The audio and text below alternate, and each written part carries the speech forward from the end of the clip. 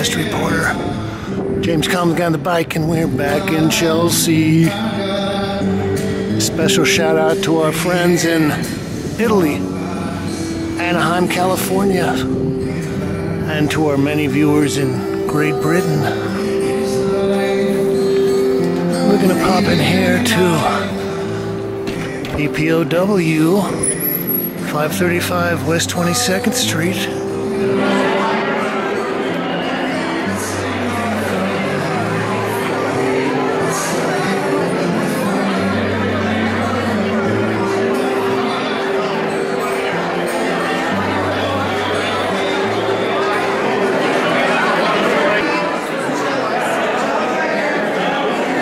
And see an exhibition by Judith Linhares titled Hearts on Fire. I guess I should make a full disclosure. I had a two-person show with Judith, I guess it's about 4 or 5 years ago, at a gallery titled Valentine, one of the pioneer galleries in Bushwick. So I guess I'm not a disinterested observer here. I also would have to say that I'm always interested to look at exhibitions and document exhibitions with people like Judith, because I think Judith really is a historical figure, and it's always nice when people like that are getting their just dues, finally.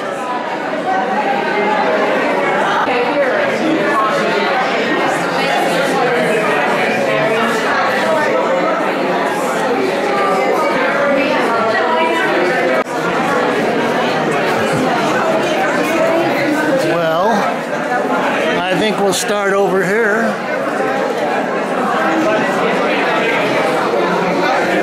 It's titled Siren Song, 2018 oil on linen, 26 by 22 inches. Well, as I took a initial sweep of the installation, I noticed that Judith has got a whole series of these still lives, which I haven't seen a lot of before, and but they still have her kind of her characteristic nice warm palette and broad brushwork. This is titled Dawn, 2017 oil on linen, 48 by 78 inches. Well, I'll give you a little of the backstory on Judith. I guess I started seeing her work on a regular basis maybe 14, 15 years ago. And one of the reasons that I paid attention was that, you know, I'm a real fan of art history. And Judith was one of the, I guess there might have been 8 or 10 painters that were curated into a show that was called Bad Painting. Well, actually, I like the way that she's modeling her little green lady on this donkey.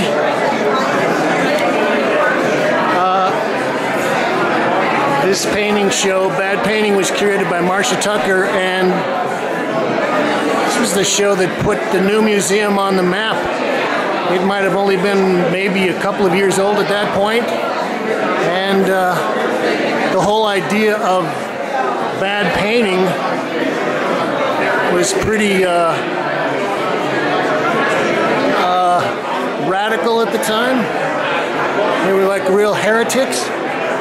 It's titled Frog, oil on linen.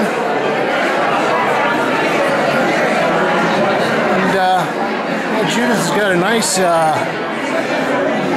nice flat surfaces in these works. Anyway, I believe that Judith was living out in California, maybe in the Bay Area at that time. This is titled Down by the River. I was going to say Dawn by the River. She always uses this kind of goofy figures, and yeah, there's some kind of a narrative going on here. We've got this lady sitting on some kind of a rock outcropping with a caftan, it looks like, and then yeah, another lady with like a plate of Colonel Sanders Kentucky Fried Chicken. Anyway, Judith is a young painter out, I believe, in the Bay Area, and if I'm not mistaken, I think she was kind of involved with some of the classics out there, maybe even Jade DeFeo. But she gets curated into this what turned out to be a very prescient exhibition.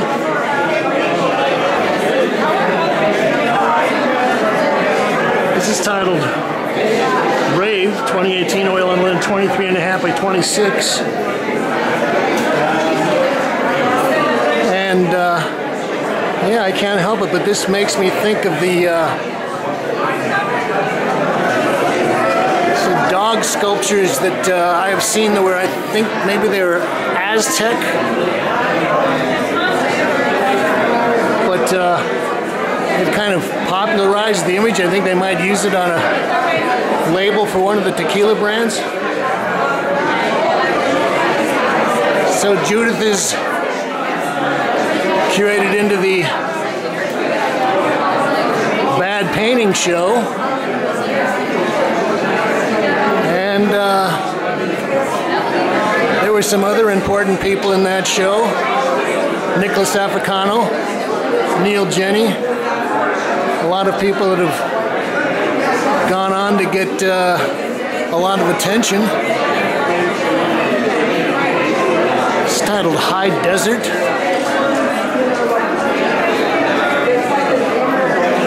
And yeah, as I said, I'm always kind of intrigued by these kinds of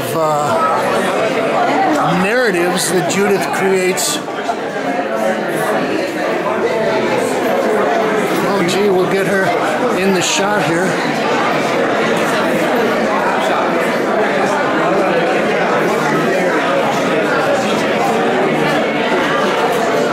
And again, we've got, you know, there's a lot of abstract stuff going on. This kind of striped sky, this kind of helmet of mane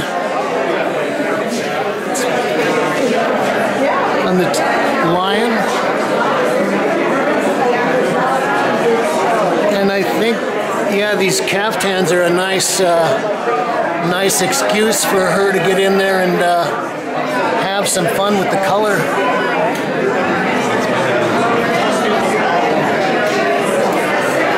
Well, Judith is a young, upcoming, interesting painter, kind of involved with a radical group of bad painters, but that's also kind of running parallel with what was happening in Europe with the Neo-Avant-garde. Stephen Westphal. Got a whole lot of Joe Fife. A whole lot of the painting crowd are out here tonight.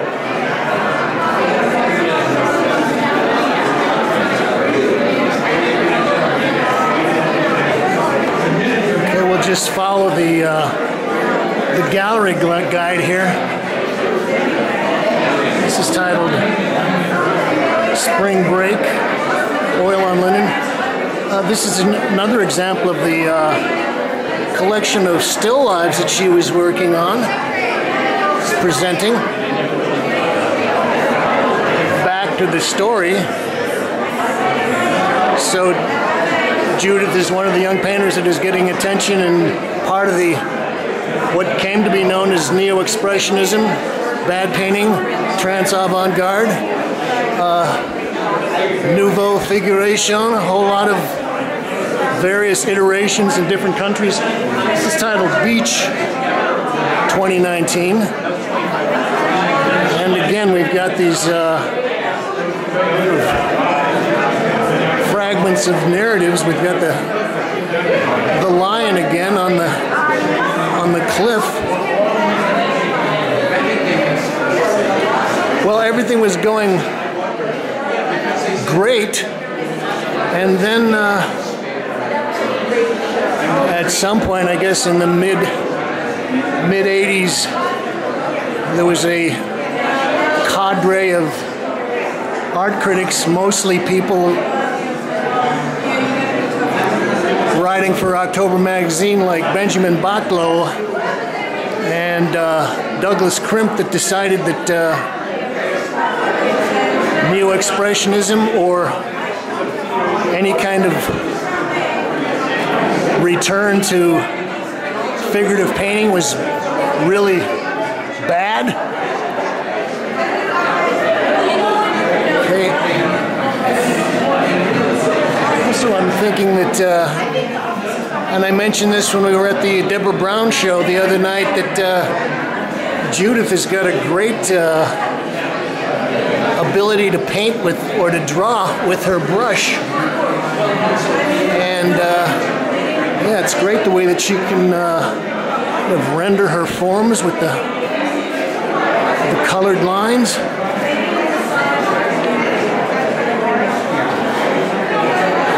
Well, I was just actually looking at one of the articles that Benjamin Baclo wrote. I think it was Images of Authority and Ciphers of Regression.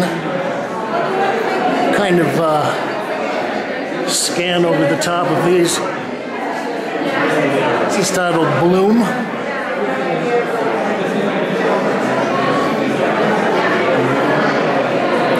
Autumn Joy.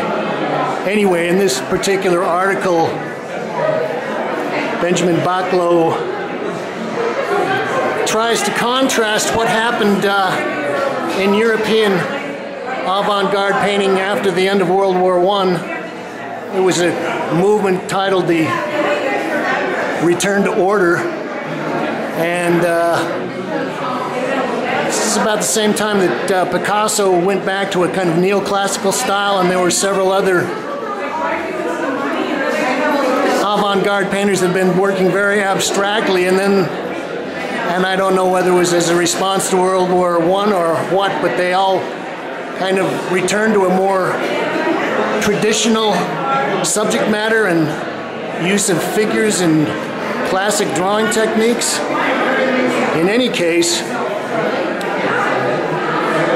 Baclo was trying to make some kind of a statement about how this return of figuration with Neo-Expressionism also represented a kind of a harbinger of encroaching fascism, as if New York in 1980s was the Weimar Republic or something. Anyway, it was a very influential article. I would encourage anybody that is interested in art history to take a look at it. This is titled Fever 2018, oil on linen, 23 by 30. You know, I'm looking at a lot of these paintings, and yeah, Judith likes her stripes. She likes her lines. Maybe that's because these are all her brush strokes, and yeah, these have all got striped backgrounds. Ellen Birkenblit. This is titled Out of the Woods 2018, oil on linen, 48 by 42 inches. Well, I'll try to cut the story short. And partially it was because of this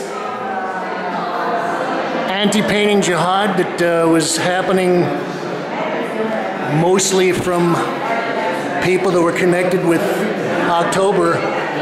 but they ended up kind of pushing a lot of figurative painters like Judith and a whole bunch of people that were associated with the East Village out of the spotlight, and they kind of installed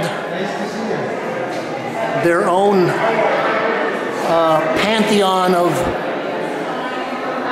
and many of them weren't even painters, a lot of them were photographers, so you had the Pictures Generation group, Cindy Sherman, Robert Longo, Jack Goldstein, and then you also had a group of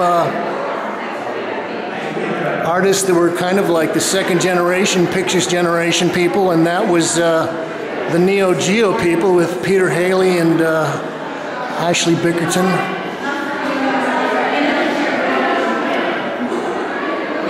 This is titled Saturday Morning. And again, I look at these and I wonder about the narrative. Okay, so we've got a nude lady in front of some kind of primitive, looks like a log yurt. Oh, Judith has got some nice juicy brushstrokes in there. This other figure, now why this lady's carrying buckets of water, maybe that's to put out the fire. I don't know. So, and this happens quite often in art history. A whole group of people gets pushed out of the spotlight.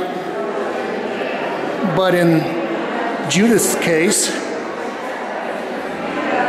she kept working and working and working. You know, have a little show here and there. Maybe you do a little teaching or some critique work. But you keep cranking, making paintings. Every now and then someone curates you into a show. And if you're lucky, some young artists start to take notice and see what you're doing. And, well, as I said, Judith kept cranking. And then, oh, this is 7 or 8 or 9 years ago. Dana Schutz is getting all kinds of attention, but people are saying, gosh, this stuff looks like what Judith Linhares was painting 25, 30 years ago. And suddenly it's all right to look at Judith's paintings again. And, well, everybody has been, and this show, I guess, would be a nice example of the fact that Judith has gotten to a point where the serious galleries and the serious enclave of art world people have decided that she's now acceptable as a mature master of painting, I guess. Anyway, yeah, again, here is another kind of bizarre image. We've got the nude with the bottle of wine. We've got our plate of chicken, more bottles.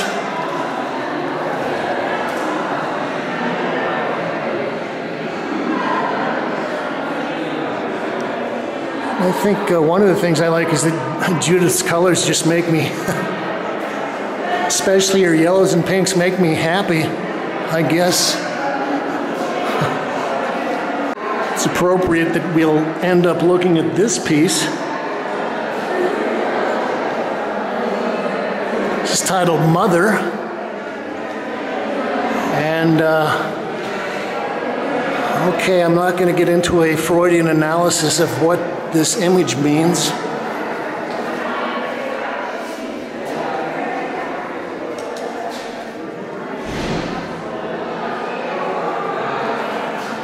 Again, though, I think Judith has got a great way of melding her wonderful brushwork, color, drawing palette, and these kind of discordant, disturbing, strange, bizarre images together in a very interesting and unique melding.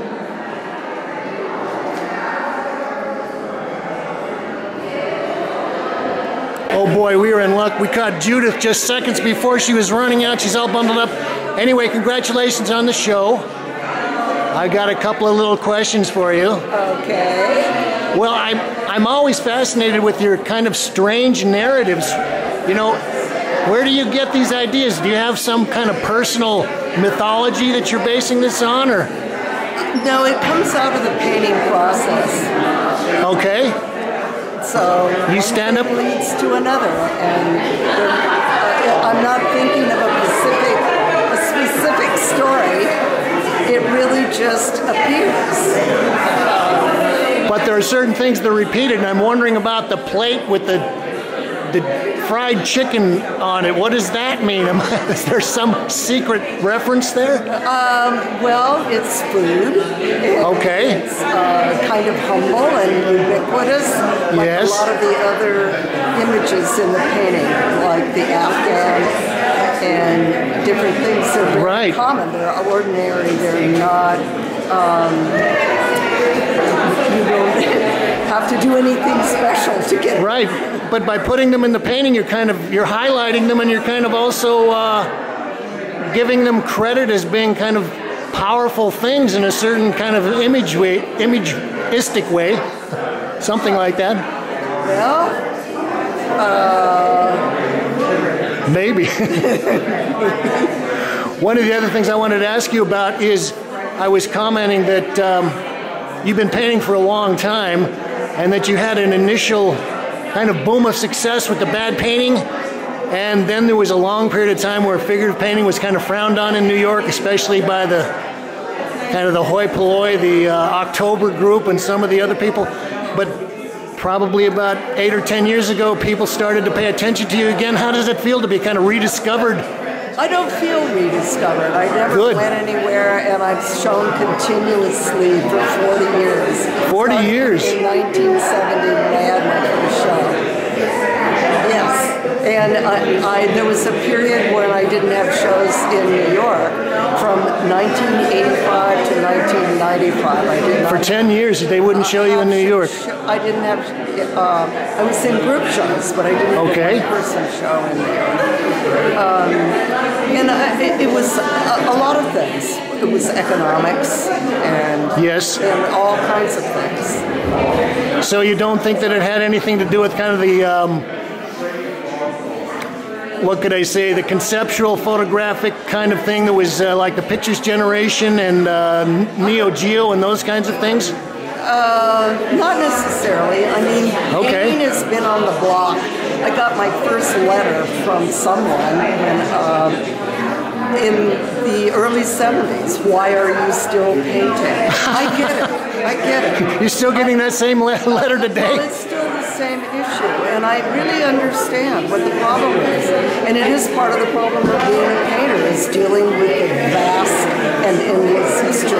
That's right. How do you make something that lives in the moment and doesn't just sink back into academia or history? So it's a big challenge. But the means are so simple, it's irresistible.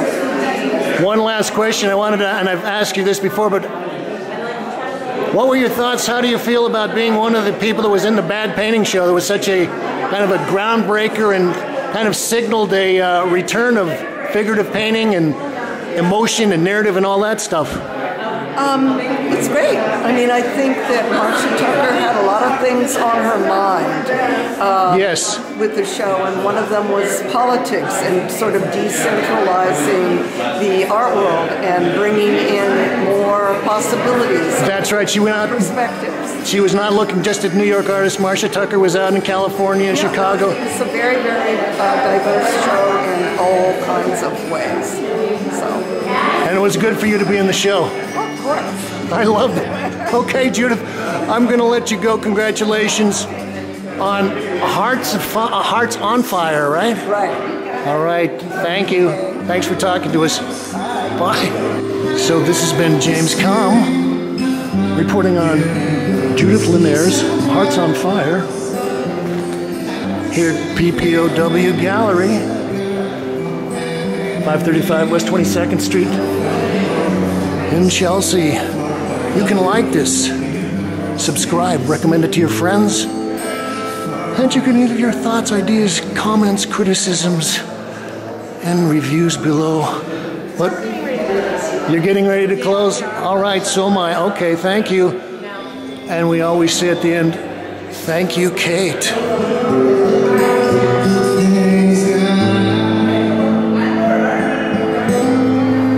Thank you. Adam Dove, is that you? And you're on Spotify? All right. Thank you.